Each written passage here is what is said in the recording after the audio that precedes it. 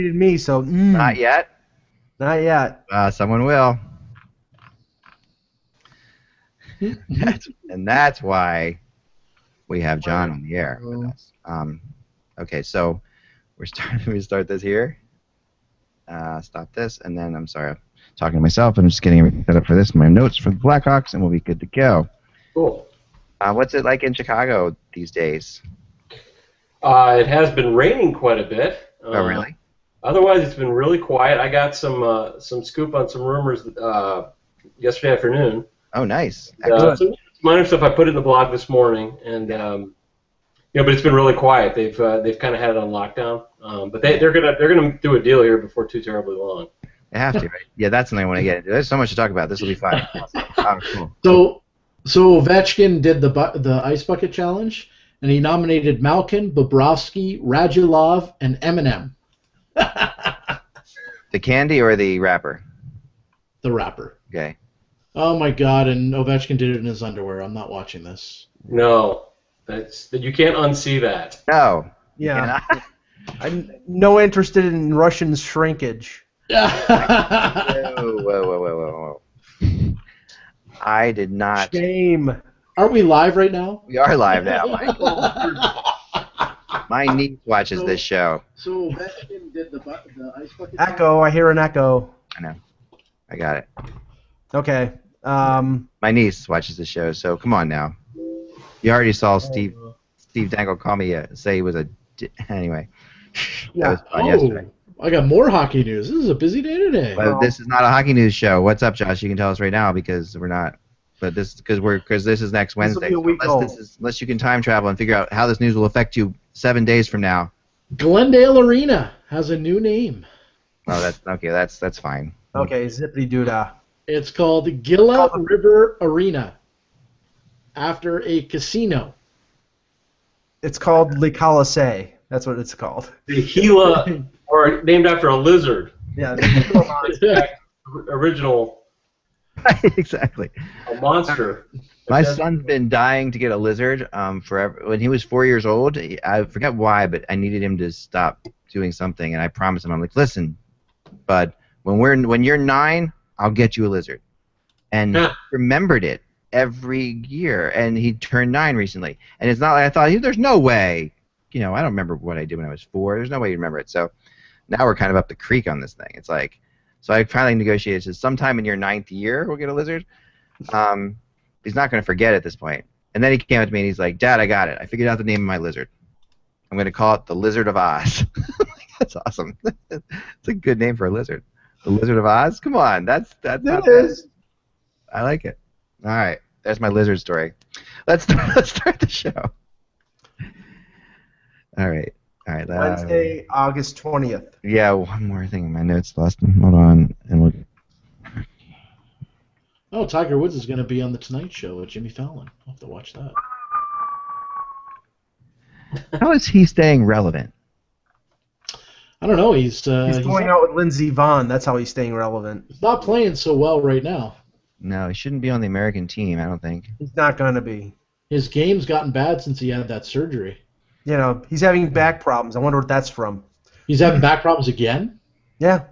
Oh, he pulled out of the tournament before the PGA because didn't he have back surgery a few months ago? Right, problems. Let's get going here. All right, well, we got to do a bunch of things, but all right, here we go. So we'll just do the things and the introductions, then I'll introduce John. Now, John, you have to. I always say this wrong. John Jaeckel or John Jaeckel? John Jaeckel is what I would think, right? Yep. John Jaeckel, good. John Jaeckel, Jingleheimer Schmidt. That would be my name too. Yeah. Day of the Jaeckel. Run down, pass it around. All right, here we go. And you've never heard that before? Oh, no. Ever, right? Okay, cool. Here we go. Hey, Hockey World, it's Wednesday, August 20th, 2014. I'm Michael Agello. I'm Josh Rimmer. And I'm Eklund, and you're watching the Hockey Buzzcast on HockeyBuzz.com, coming to you this final week of August, for sure. And we're really, that's actually next. There's still one more week of August, what am I saying? Anyway, We are really psyched today to be joined by one of my favorite bloggers on HockeyBuzz.com, and I don't just say it to everybody, because it is true. Because John, you are really super entertaining, and do a great job with a team that's entertaining to watch and to cover. John Jaeckel. Hey, what's happening? Much, man. Good to have you with us. Nice to be So before we get into Ban the Stripper, right. we have to address this briefly because this is everywhere right now, and there's a hockey fan or petition going on with this. And I don't, it's obviously, I guess it's a tough topic to get into, but give us the gist of it, John. What is it exactly? Well, essentially, there's a group in Chicago, the Chicago area, that has an issue with the Ice Girls at the United Center. If I understand it correctly, it's kind of, in my opinion, a non-hockey issue, so I haven't paid a ton of attention to it.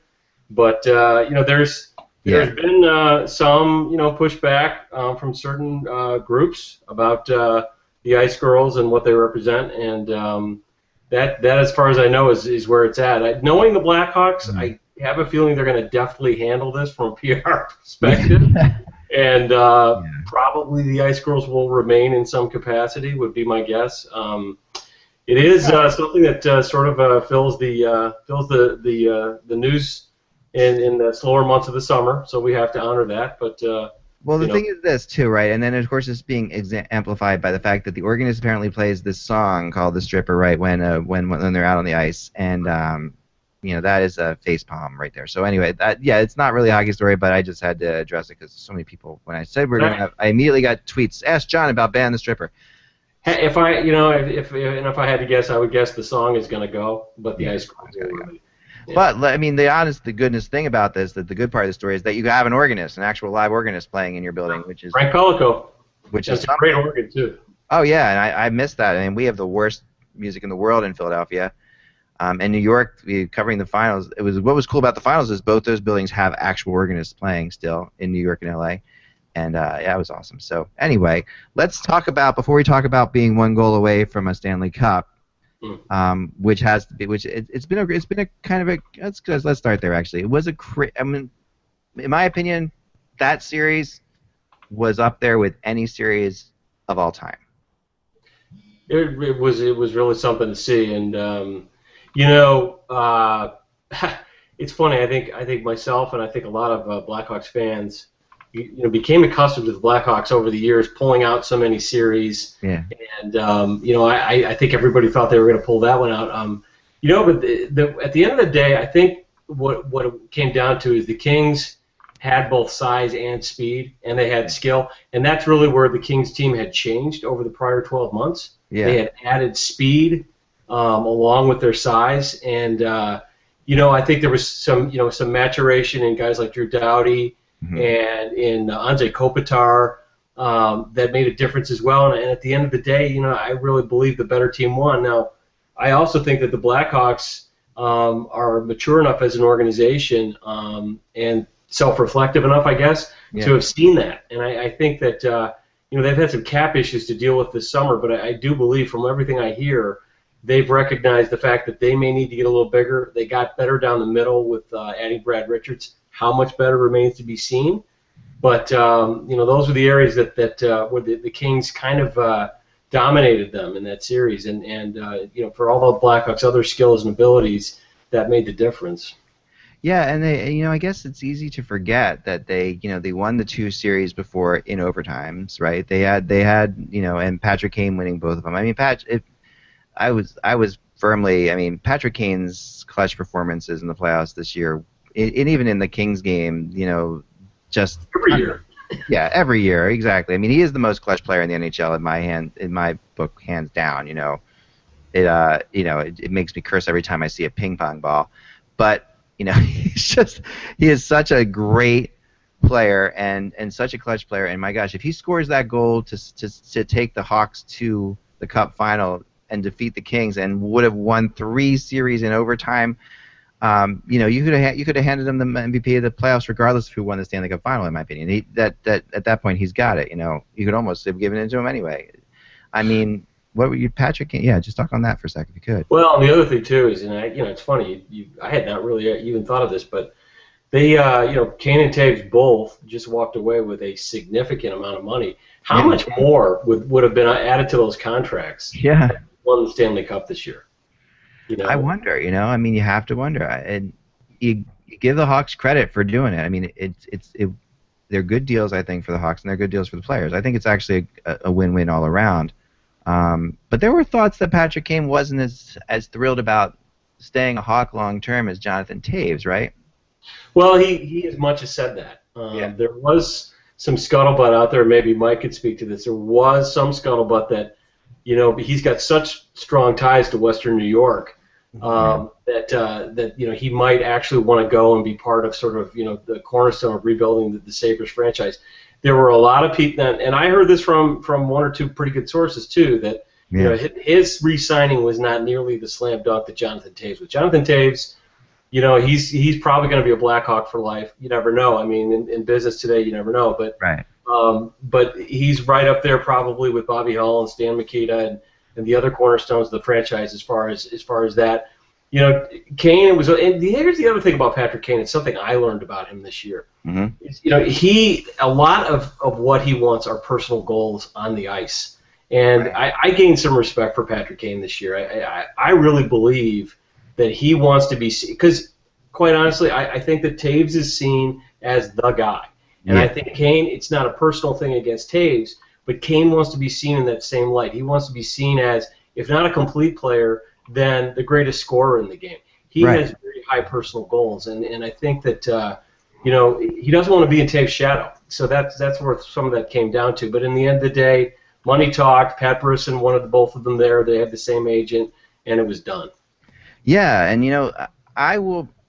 It's funny. I am not as big a Jonathan Toews fan as most people are. I mean, nothing against Jonathan. Obviously, he's an amazing player, and anybody would take him. And is he the best captain in the NHL? You hear that all the time. I would personally just admit that I don't know that I would give him that. And I also think so much of Jonathan Toews versus Patrick Kane comes from Jonathan Toews being such a Canadian junior star. Like, just the background of what's there, Not to say he hasn't played unbelievable. Not to say there weren't moments when he just absolutely dominated and win. And he's a top 10 player in the NHL. But I can see where Patrick Kane would, kind of be like, I'm really not in this guy's shadow. I'm just happen to be from Buffalo. It's like that's what it feels like to me, at least. I don't know. That's a really good observation. Kane or Toews does receive though a lot of accolades from sources outside Chicago as being one of the top players in the game, if not in some opinions the top player in the game. And I think it's because of what he does in all phases of the game and all zones. Mike Babcock had a great quote about him in 2010 when a reporter asked him, who's your best forward on the 2010 Canadian Olympic team? And he basically said, anyone who's playing with Toews. It's that quality about him. It's his ability to make the players around him better, to do the things that helps the team win. Babcock also said around that time that Kane will win you scoring titles, but Toews will win you cups. Yeah. So going back to Kane, I really think those types of things have kind of gotten under Kane's skin a little bit. Yeah. And there's really, if you look at Kane, the arc of his career over the last couple of years especially, he's really gotten quite serious about what he's doing on the ice. Not that he wasn't before, but I think there was the off-ice stuff before, and you're not hearing any of that anymore. No, you aren't. He's definitely matured, and I completely agree with you. And I got in a debate with somebody on Twitter about, it's just too much money to spend for two players, and I said, listen, it's just not too much money for because basically these are two guys, and I've made this argument for other players too. I made it for Danny Briere in the past, because players who get teams more playoff series rounds make their money back in spades immediately. Absolutely. So it's not a matter. I mean, they don't lose money no matter what they give to these guys. I mean, not just that, but the jerseys and everything else that comes with being, a 19 or an 88. Everything that has a 19 or 88 on it, it's crazy. I mean, yeah. So I agree with you. And the most impressed I was with Jonathan Toews was when I got to cover him in the Flyers-Hawks series. And of course he was really young, and just you really felt like you were talking to a kid that looked young, it looked incredibly young when you talked to him, but just was not young. That was the thing. There's nothing about him like he's an old soul or something. Right, the maturity levels there. He's he's really a unique kid too. The other thing is that he's bilingual. His mother's French, his father's English, well, relatively speaking. And, Yeah. you know, what he's done in international play for Canada has made him a bit of a folk hero in Canada as well. He's really an exceptional kid. And the other thing is what you hear about him from anecdotally from Hawk players and team sources is there are few guys on the planet who are as competitive as he is. Yeah. And sometimes that could be kind of interesting off the ice as well. But yeah, that's all true. Well, he had the one moment this year where he that was this year, right? I'm trying to remember. Or was it last year where he kind of fell apart a little bit on the team? That was last year, early in the playoffs. Last year, right. Yeah. But that's to be, I mean, that, again, it's just, gosh, if a player's that competitive, that has to happen. You know, any of us would have done that plenty of times. We had the competitiveness and the skill he's got, you know. I just find that. Mike, you had a question?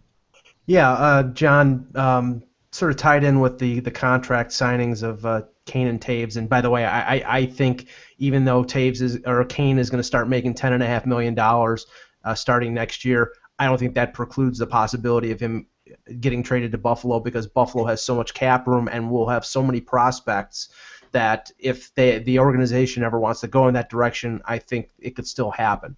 But in the wake of those signings, a lot of rumors got kicked up about Patrick Sharp being traded to a number of places, San Jose and a few other places. The chokehold on in terms of the salary cap doesn't really hit till next year until those two contracts kick in. Do you think that Sharp stays a Hawk through this year, or do you think they could still potentially move him before, say next summer? Well, we had a lot of discussion about this on my message board thread this morning, so anybody wants to check that out, go on over, read the blog first. Yeah. But it's funny. What I've heard from a variety of sources, both here in the United States, Chicago, and in Canada, is that the Hawks have been shopping Sharp very, very aggressively since before the draft. Because it's obvious he's one of their older players. He makes a lot of money. This might be the time to sell high with him. The other thing is you've got an emerging talent on the left side coming along in Chicago named Brandon Saad. Yeah. Saad really stepped it up in that Western Conference Final versus the Kings. There's more upside there with him. Saad may end up being more of a two-way player than Sharp as well. So the rumors were out there. I think there was some validity to it. What I heard yesterday was that the Blackhawks have offered him around. Nobody's got a gun to their heads to get rid of Sharp. They have some other players they can move to get under the cap this fall. And I can get into that too later if you guys would like to. But they don't have a gun to their head to move Sharp. My sense is, especially if Saad continues to progress and the Hawks don't take any serious injuries at wing, you might see him move by the trade deadline, because I have a feeling there's going to be more of a market for him. This summer, what I've heard is that the Hawks have set the price pretty high for him. Free agency and the draft is probably not the best time to be asking a lot for a player, because there's so many other players on the market. For sure. And where in free agency you don't have to give up any assets other than money. So I think that's what's happening, is they just haven't gotten the offers they want. They have other players they can move to get under the cap by October 1st. I have a feeling Sharp is going to stay in Chicago, although, again, watch the trade deadline. If there's a team in the East that has some cap room, would like to add some scoring, then I could see possibly the Hawks moving him. And again, if they feel confident with Saad, perhaps Brian Bickle, if he's still around, on the left side. So we'll see. I talked to one GM about this, John, and it was kind of interesting. He said he wouldn't call it being shopped as much, or shopping around as much, as he said he felt like that teams were contacting Chicago about him, and he said they were listening, and Chicago's always been the kind of team that will listen to almost anything. They're not the kind of team that some GMs will just shut you down right away. No way, he's not available, that kind of thing. And they were listening, but there was a catch-22 that kept coming up with Patrick Sharp, and that was that, like you said, if he was to be traded this year in the middle of the year, say, or before the trade deadline, if he's playing well, right, then you're not going to do it. If he's playing poorly, you're not going to get anything for him. So there you're stuck in that, which is not uncommon, but you really kind of had. That's why I think the decision to keep him. I think personally, I think he stays through the year, and then we see. But you're right. They have other players too that they could move. One name that keeps coming up is Bickle. And to me, I just wouldn't do that. Well, you know what? There's an argument for what you're saying. I mean, the Hawks do not have a lot of size up front. Yeah. Now, the other thing about Bickle, he's a little bit like a guy who sort of preceded him, and that was Dustin Byfuglien. He's a guy that doesn't always have the pilot light lit. He has in the playoffs, which is where you really want it. Hell of a playoff player. Yeah, but during the regular season, sometimes there's a question about his motivation. He's making a lot of money now. He's making $4 million a year. So it's interesting. I actually heard yesterday in this same conversation that the Hawks are shopping Bickle. It kind of shocked me a little bit too because they have so little size up front. So we'll see about that. The other name I've heard is Nick Leddy, which Eck, you had that as well. Yeah, that's for sure. Piece about the Islanders, because I'm hearing Johnny Oduya, who they were rumored to be shopping, to the team out in southern Alberta, and among other teams. Yeah. Apparently, he's interested in signing a longer-term deal at a very cap-friendly price, so he may be staying in Chicago. He's really more part of the top four than Leddy is. Leddy's a good young player with a lot of upside, but in terms of who it might make sense for them to move, it might be Nick Leddy. Yeah, I'm with you on that one. And Oduya also is one of those core type guys in the locker room. Oduya comes from that, obviously that Devils team that had a really good locker room, and I've heard people say, he brings that wherever he goes, and he's a really underrated player in a lot of ways. But yeah, I think Leddy sort of has never quite in any situation in Minnesota or even now, has never quite fit into what they thought he could be. But I think that Nick Leddy could end up on the Islanders and be just a top 2 defenseman. It's with Leddy, it all comes. He can skate. I mean, he can fly. Yeah. There's very few guys who can skate like he can. He can really shoot the puck. He can pass. With Leddy, it all comes down to, like a lot of young defensemen, when are all the lights going to come on? Because he can be a liability in his own end at times. Just kind of, for example, a lot of people in Chicago blamed him for that goal that went in off his chest that the Kings won on. I wouldn't blame him for that. No. However, there are times around his own net where Leddy looks literally lost. Yeah. And it's going to take a team that has a little bit of patience with him. And it may be, like you say, Eck, it may be an opportunity to really be a top 4 guy, to sort of learn on the job. Where in Chicago they can't really have that luxury. He was top 4 a couple of years ago with Hjalmarsson, and he really was a liability, and he just wasn't ready for it. So it may be a change of scenery is going to be what's best for his career too. And he reminds me of Hjalmarsson, when Hjalmarsson was younger too. That's the thing that's interesting about that to me. And Hjalmarsson had his issues right early on as well in the same sorts of ways, but came on pretty strong. Josh, you have a question? I do.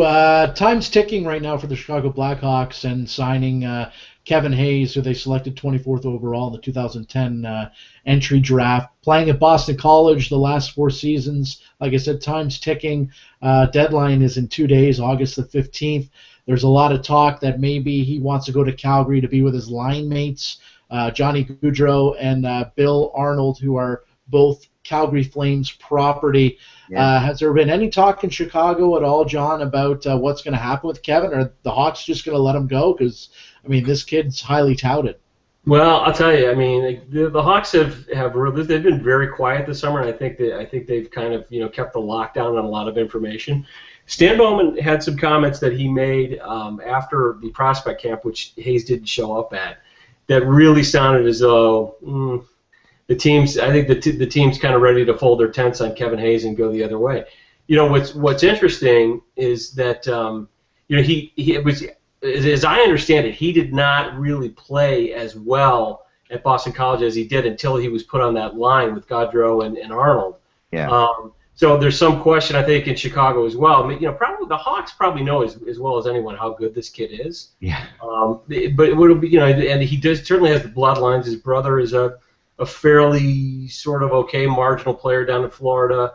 I think his uncle or his cousin was Keith Tkachuk, so that's a pretty good bloodline right there. Yeah. But I think the Hawks, the story is, and I don't know how much there is to this, and I want to be fair to Kevin Hayes, but the story is that he was sort of demanding that he be guaranteed a job in Chicago on sort of an accelerated timetable. The Hawks have a lot of prospects and young players like Brandon Saad, like the kid they drafted number 1 in 2011, Mark McNeil, who's a budding power forward. And I think there was a feeling a little bit of, well, if the story's true, there was a feeling certainly among some Hawk fans, well, maybe this kid has a little bit of a sense of entitlement. And again, it may be one of those situations where another organization is better for him. The Hawks will get a second-round pick. Hayes was picked late first round. Water always finds its level, as I like to say. I think you're right, and people that I've talked to have compared. That rumor definitely is out there that he wants to be on the main team, and even the top 3 lines. And that's a hard thing to demand when you're a kid like that. And some people have compared him a little bit to R.J. Umberger when he came into the league. Remember he went through the same process where he became a free agent, didn't sign with anybody, and ended up signing with the Flyers at that point and getting the chance to be a regular player. But that doesn't always play well in the locker rooms. Just in general. I mean, if you're a player demanding that kind of stuff and you get into that room with Jonathan Toews, I just can't imagine having that that whole thing. Yep. The way Toews is going to react to you saying that you deserve to be on this team when they've won 2 cups with this team, they've been close. It's just I don't see it. It's funny. I mean, I actually heard from a source who's kind of close to the team that he felt the team was being a little arrogant about it. So I think, my inclination was at first was to just say, well, Hayes is being entitled. It's interesting. His brother, and I heard this from a pretty good source up in Rockford, where his brother has played the last couple of years. His brother was unhappy with how the organization had treated him. Right. So there could be a little of a residual thing with his brother there as well. As I don't want to go through what my brother went through with Chicago, before his brother was sent to Florida, and so at the end of the day, again, I have a feeling Hayes is not signing in Chicago. Yeah. And they'll go from there. Yeah. Go ahead, Mike. John, a bone of contention between me and Eck is what Brad Richards will do this upcoming season. I think that Richards was a pretty astonishing sign for $2 million, and I think he could potentially fit in well on that second line. What are your thoughts on the signing, and what do you think the Hawks will get out of him this year? Well, it's interesting, and I heard this actually from a team source. The feeling that the Hawks had was that Richards was psychologically, and I want to be careful about saying this too because this could sound worse than it is, but that he was psychologically limited by the expectations in New York relative to his large contract, and that he kind of reached that sort of burnout phase. Now, that could be wishful thinking on the part of the Hawks. If it is true, and if Richards can regain some of where he was 2-3 years ago, then at $2 million cap hit, he's a huge bargain, and he fills a gigantic hole in that team. One thing I do know about Brad Richards, and I remember this from his days playing in Dallas and Tampa, is that he's a really clever playmaker, and he knows how to distribute the puck. He's got a couple of guys at both wings who could score in Saad and Kane. Yeah. So if he can keep up with those guys, because I think the question about Richards at this point is his speed and his skating. If he can keep up with those guys, if he gets a little bit of an energy jolt from playing at the UC, which has that. I mean, look at Michael Handzus. I mean, he was on the scrap heap when the Hawks traded for him. They got a fairly decent year and a half out of him. They got tons out of Michael Handzus, considering what they. I mean, that was just shocking. I mean, I don't want to damn Brad Richards before he even begins. But my issue with Brad Richards was watching him so much, covering him in the finals, covering him against the Flyers, all the last couple of years, and just the guy's motivation. Now, perhaps when, like you say, now Jonathan Toews is ahead of him, he doesn't have to worry about that part. He's got another center above him. He's playing with Patrick Kane, and that's definitely going to make him have to skate. He's a versatile player. He's very. How did that describe moody player to me? Like, I don't know if moody's not the right word to use, but sort of like, up and down, and at times, can really look disinterested, where other times can look fantastic. Still has that ability, and we even saw it in the playoffs with the Rangers a couple times where he did look great. But in general, it's a risk, but then it's not that big of a risk. It's a $2 million risk, and is he better than Handzus? Yeah, he's probably better than Handzus is at this point in Handzus. Well, exactly. I mean, that's the thing. Handzus was really starting to reach the point where there just was no tread left in the tire. Great guy, great competitor. I mean, I've really enjoyed watching him for years, going back to when he played in Philly, But I know. he just didn't have any tread left in the tire. He couldn't keep up anymore. So in a sense, as slow as Richards might now be, he's probably going to keep up better than Handzus did. Richards has the hands, he has the vision. We're going to have to see how it goes. And it's funny. I'll go to you, Josh, after this. But it's funny. The whole. I mean, in the salary cap world, everyone has to have a weakness, and the big Hawks' weakness is going to be down the middle. And that's the crazy thing that they have. Their second line center is Brad Richards, who's really a third line center at this point in his career. But that's where they are. Josh, you had a question? Yeah, I did. I wanted to ask Jeff about David Rundblad. They acquired David Rundblad. John. Sorry, John. I'm doing like 3 different things here at once. Okay. I've been called worse, believe me. Oh my. David Rundblad. David Rundblad, acquired by the Blackhawks last year. This was a kid that had so much upside when he came into the league. Now this is his 3rd NHL team, and he still hasn't really cracked the lineup, if you will. A lot of people expected this kid to be, a huge offensive defenseman. I'd like to say this is probably his last shot at maybe getting some big-time minutes. Do you think Chicago will give him the minutes? Do you think they're going to give this kid a shot? Because, like I said, he had so much upside when he came into the league. Well, that's a great question, Josh. And it's funny because my next blog, I'm going to talk about the potential candidates for the number 7 defenseman job, because if Nick Leddy is moved, as is the rumor, then it opens up a job.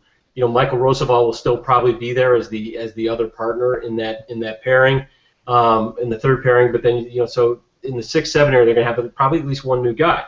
What's interesting about Rundblad, they got him. He's a right-handed shot, I believe. I haven't seen him play a ton, and they got him. He did play a couple of games with the Hawks. 2 names. Chris Campoli, Johnny Oduya. 2 guys who also sort of were traveling and around the NHL. 2 guys who once they got to Chicago, they kind of thrived. And the reason is that the Hawks system allows puck-moving defensemen to thrive. The other thing about Rundblad is he's Swede. The Hawks have had a lot of success with Swedish players. It can be argued, not unlike the Red Wings, the recent vintage of the Red Wings, they have a sort of a Swedish culture with Hjalmarsson, Marcus Kruger, Johnny Oduya. The Hawks have another kid in the AHL named Klaus Dahlbeck, a Swedish defenseman who has a lot of upside. Joachim Nordstrom, another Swedish kid they have at Rockford. So they're developing this culture. I would argue, again, I'm not predicting Rundblad will succeed, but I think that the opportunity is there for him because he fits the Hawks system. I think that's why Stan Bowman went out and got him. And the other thing I'll tell you about Rundblad is that he made some statements recently that he was pretty upset that he didn't get more of a shot in Chicago last year. That's something that you can take, not unlike Hayes, or maybe there's a little bit of an sense of entitlement there. But Rundblad, I think he's got about 70 NHL games under his belt. Yeah, 55 to be exact. 55 to be exact. Close enough. I'm always overestimating the Hawk prospects. So, but I think that Dahlbeck is a kid they like a lot. They see Dahlbeck as possibly another Hjalmarsson. High praise. There's another kid out of Notre Dame, Stephen Johns, who will probably be a Rockford this year, but he may get a look. Adam Clendenning, a young, very good puck mover who was at Rockford last year but has some liabilities in his own end.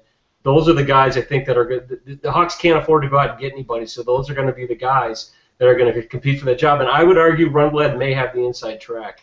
So should I pick him up as a sleeper in my fantasy draft? It's entirely up to you.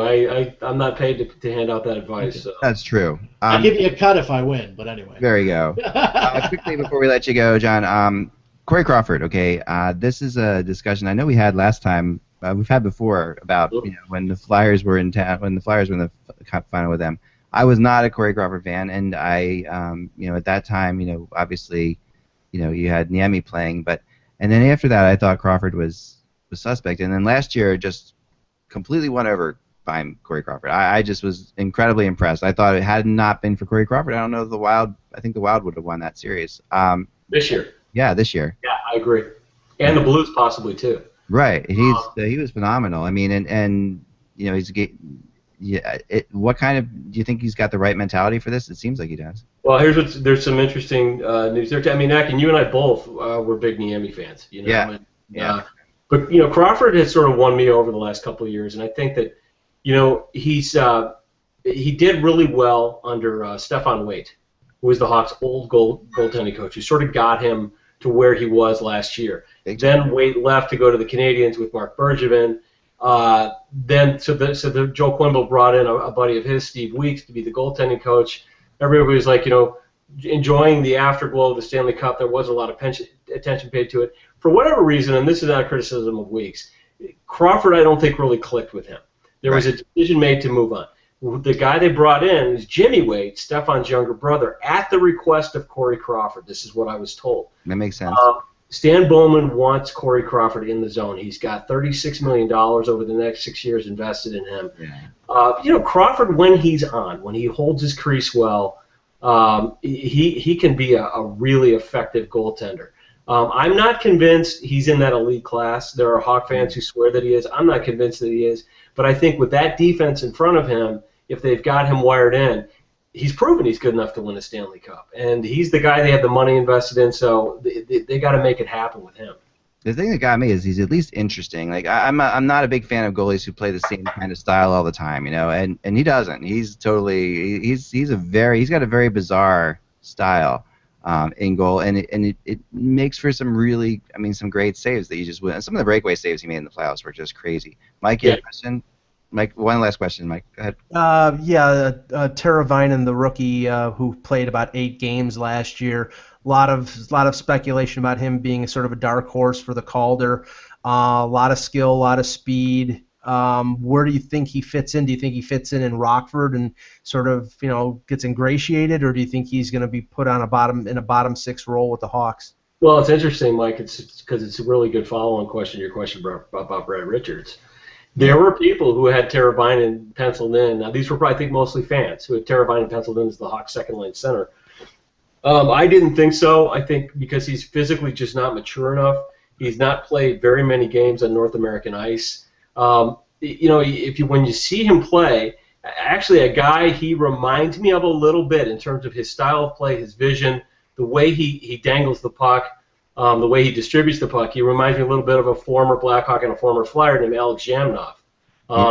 For some, that's not necessarily high praise. Actually, for me, it is in terms of his ability as a possible center, possibly a right wing. I think they're in prospect camp. They had him at wing some. They're going to bring him along slowly. They've got Richards there now. They've got another pretty good centerman in terms of a third-line center in Marcus Kruger. So they're not quite as challenged at center as they were, especially with the addition of Richards. And the other question is where Teravainen's going to play. Personally, I think that if Richards really falters, if Teravainen starts lighting it up in training camp and/or at Rockford, which is where I think he's going to start the season, then you may see Teravainen playing in Chicago this year. Calder, I just don't think he's going to get the games. But you know what? The talent's definitely there. It's just a question of when's the right time to get him in there and really, test him under fire. If he was good enough, he would have been in the playoff lineup last year, but he wasn't. What a luxury to have a guy like that you can keep in Rockford and just let him develop. I mean, that's there's probably 25 teams in the NHL that would have to play him.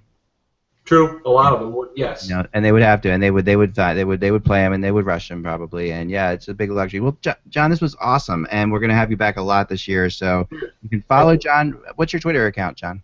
At Jaeckel, lowercase j, Jaeckel. Yeah, definitely follow. I need some followers. I've lost some followers recently, so yeah, give me a follow. I appreciate it. Definitely. You got to follow John. He's really entertaining stuff on Twitter and on HockeyBuzz, of course, and we're just thrilled to have you. Thanks so much again. Cheers. Thanks, X. Thanks, guys. Sure thing. Take care. Guys, remember, without the buzz, it's just hockey. See you soon.